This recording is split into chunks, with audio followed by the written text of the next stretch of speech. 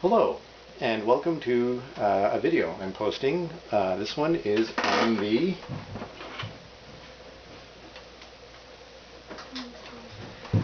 Amiga 1000.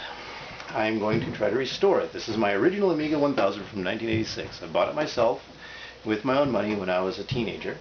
It was my first real computer. I had had a Coco 2 before that, and a Timex Sinclair 1000 before that. And so this is my first, what I consider to be full computer, proper full computer. Bought with my own money directly from the store. It was a store demo computer. I got it cheap, and it has all the original discs, the original boxes still, the original everything, including the original monitor. However, I haven't turned it on in over 20 years. I don't know if it works. So what I'm going to do is make a series out of trying to restore it. This is my Amiga 2000, and I successfully got it working. Also, not having turned it on in 20 years. It had a battery leak on the motherboard. A little distressing, but it's okay. I took the battery out, I cut the leads, and now it works just fine.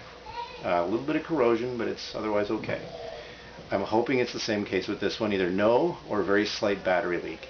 I don't dare turn it on just in case, so we're going to do this together. I've already unscrewed it, and I'm going to try to open it, and I really hope that it's okay. It's a very important computer to me. Has a lot of fond memories with me and my friends playing all kinds of games on it, and doing homework, of course.